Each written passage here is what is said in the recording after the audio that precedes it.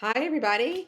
Today, Carrie and I are here with another raw, unedited episode. We got some really interesting feedback from our listeners, and one letter really stuck out to us as something that so many parents across the age gamut are dealing with, and that is getting a child to leave an activity that they're doing. But I'm going to let Carrie read the exact letter from our listener, and then we will jump into our discussion on it. Okay, so hi, Jessica and Carrie. On a future episode, I would love for you girls to discuss ways that I can help my child leave an activity. For example, when I drop my child at a play date, it is near impossible for me to get them to leave when I return to pick them up. I am always giving another 15 minutes when I know that I have somewhere else to be, or I am negotiating or bribing my child to leave so that I am not totally embarrassed in front of the other parent that my child is not listening when I say it is time to go. What can I do differently? Okay, Carrie, that is an awesome letter and something we have all dealt with, right? Have you not experienced that Oh, with your own?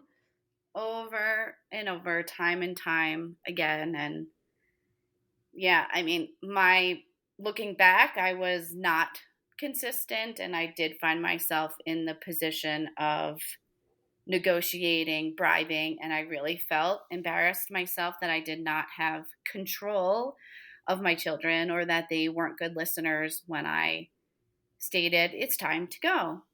So, Right. yep, we're right there with you, listener, and we're going to jump into what you can do in the future and what things may help with getting your child to leave or the transition from activity to activity.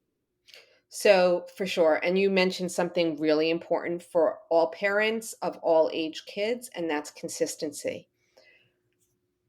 You need to set your boundaries around your expectations of leaving their activity. Let's say your child is at the park.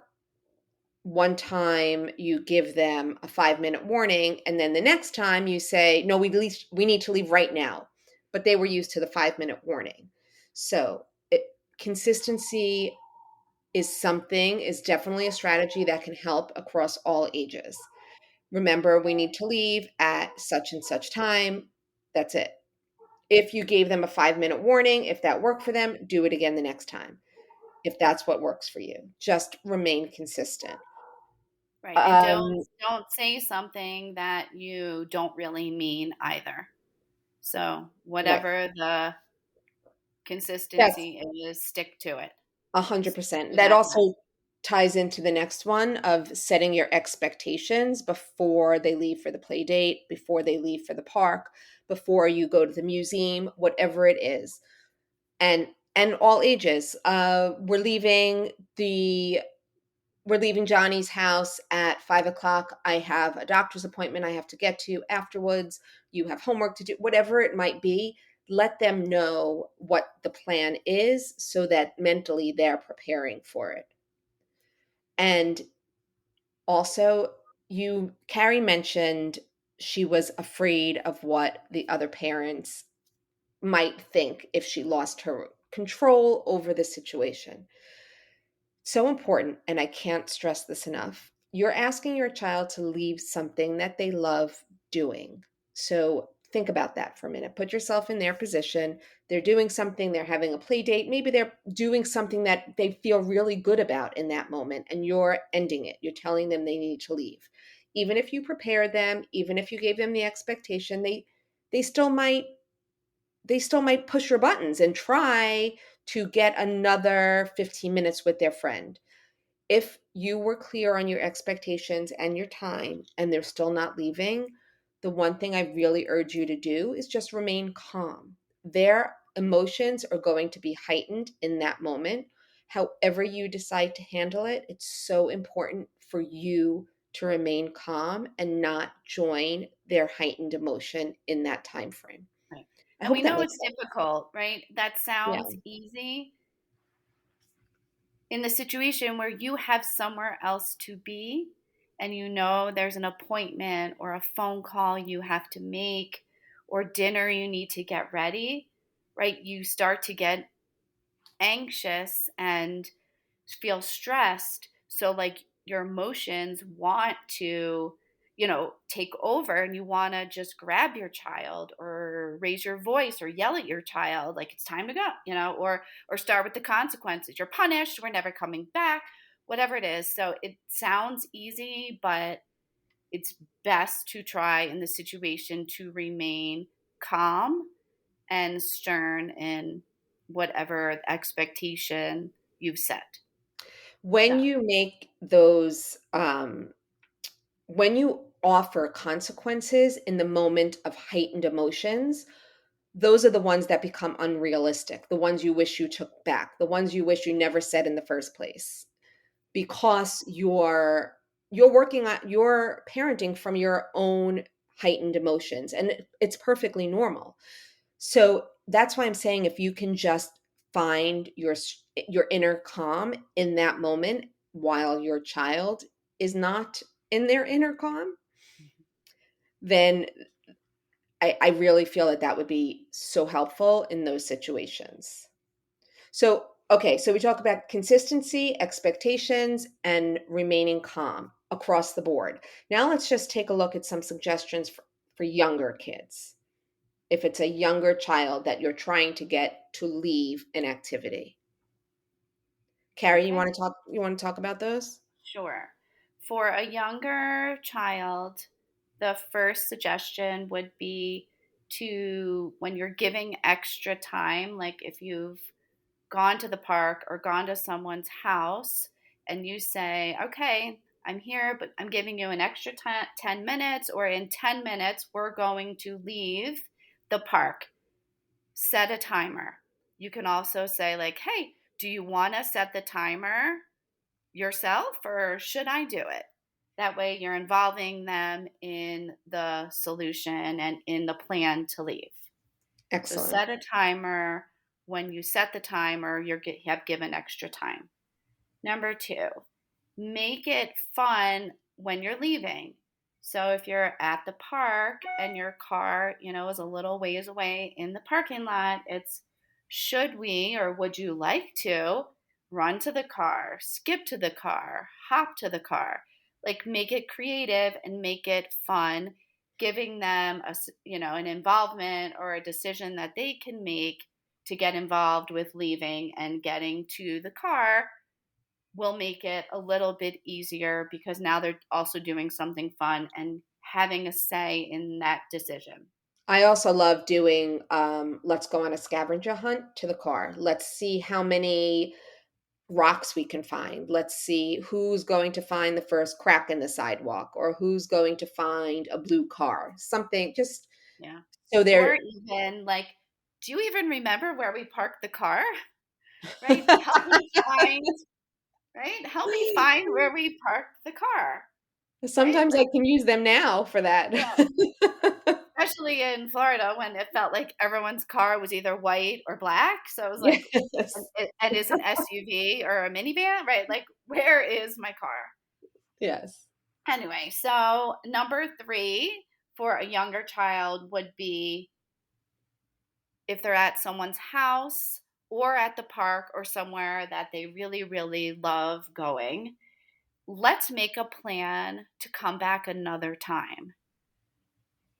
Maybe that's, let's find another date later in the week. Let's find a date next week. Do you have a date, Johnny, that you would love to come back to the park? Or Right? So even let's or put even it on the calendar. when can they come to our house next, Correct. if it's a Right. play date. If you're at a friend's house, let's make a date for them to come over to our house next. So there is something that they're looking forward to. Again, they're, a little bit involved in a future plan. Yes, it's ending for today, but there'll be something in the future to look forward to. So those were the three suggestions for helping younger children leave. And now Jessica is going to give a few suggestions for older children leaving. Okay, so our first one would be when you have an older child and they're getting ready to transition out of their activity, give them the warning. You have 5 minutes or 10 minutes, whatever time you set, just stick to it and let them know before you, as we said, before you pick them up from wherever it is you're leaving, let them know I will be here at such and such time. And when you get there, give them the 5 minute warning, your 10 minute warning, whatever it is. If you want to sit and talk to whoever else is at the activity, fine, but stick to whatever it is you tell them. Give them that time frame. They're now transitioning in their mind from one activity to leaving. Right. And this No, actually works well too if you're getting ready to leave your own house, right? Especially for older children. We're leaving at this time. I expect you to be ready, or wait, I'm waiting in the car, or we'll meet here, but maybe go into their room and say, okay, we're leaving in 5 minutes. I'll meet you in the car. So for an older child who can get themselves out the door, that works really well too. yes, and something else that's important with that, wherever you're trying if you're trying to get their attention, I find also, like, when you're calling them down for dinner or whatever it is, instead of screaming or yelling if they're in another room, go in there and make sure you're making eye contact with them and that they see you and that they heard what you said. You can go in and say, "We're leaving in 5 minutes. Johnny, what time did I tell you? How long do you have? 5 minutes. Okay, great." And stick to those 5 minutes.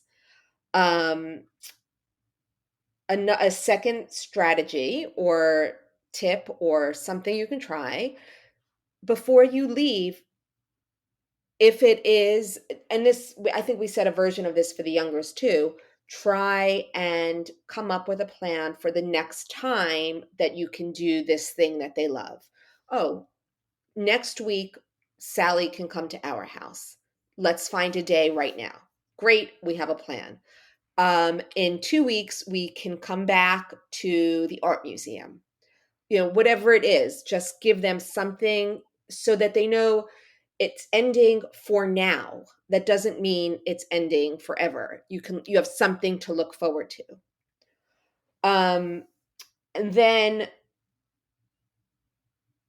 I think something else that's really important to remember, a third strategy is before the play date even starts, to remind them about when you're coming to pick them up. And if this is something that you're struggling with repeatedly with your kids, tell them, remember that I said I have to leave at such and such time. If you're not ready, we're not going to be able to have this play date again. Set your consequence. Or if you're not ready when we need to leave, next time I'm going to have to pick you up earlier, so that they know ahead of time what their consequence is for not leaving when you really need to leave. Right. And make sure that the consequence goes hand in hand with the activity or the expectation of what they're doing, right? Yes. Don't create a consequence that has nothing to do with the not following the plan or listening about the time to leave, Right. right? It's not, so for example, you're not, if they're at a play date, you're not saying, "That's it. You didn't leave when I said to leave. Give me your phone," or "You're not getting dessert," or whatever it is that has no relevance to what the situation is and makes it much less meaningful. But those are, if we go back to what we said at the beginning, those are also the consequences that you're shouting in your heightened emotions. Mhm. Yeah. Something else I want to add, if you have a situation that did not go well, when you finally get your child to leave and when they're in a calmer state, like maybe later on that evening when they're getting ready for bed and winding down, talk to them. "Hey, I noticed that you had a really hard time leaving today. What's that about? What was going through your mind? Do you think you can tell me and verbalize what you are feeling? So maybe next time we can make leaving a little bit easier. Yeah. And on the flip side, if they went did listen and did follow the plan that was agreed to, make sure that you are rewarding them, or verbally rewarding them and saying, I noticed, that was a lot easier than it's been in the past. Thank you so much for listening and for following through with your part of our agreement. And that should happen soon after you get in the car, like not later that day. Oh, by the way, thank you so much, for Right. listening. It should be soon after that they followed through with their part of the bargain. Agreed. Okay, so I think that wraps it up for our tips and strategies on transitioning out of an activity that your kids love. Yeah. We would love to hear from you. I mean, this listener wrote in and shared something that was going on with them. Please Yeah. visit us at info@parentsunleashed.com. Let us know what you have going on for you. Did I say that wrong, Carrie? Yep. Info@parentcoachesunleashed.com. Oh my gosh, what did I say? Parent Parents Unleashed, which we I are left parents the unleashed coaching part. sometimes, but info Oh, at parentcoachesunleashed.com. And also make sure to leave us a review on Apple Podcasts. It's extremely helpful for our listeners to hear what you thought, so it encourages others to listen. So thank you for listening today, and we hope you have a good one. take care.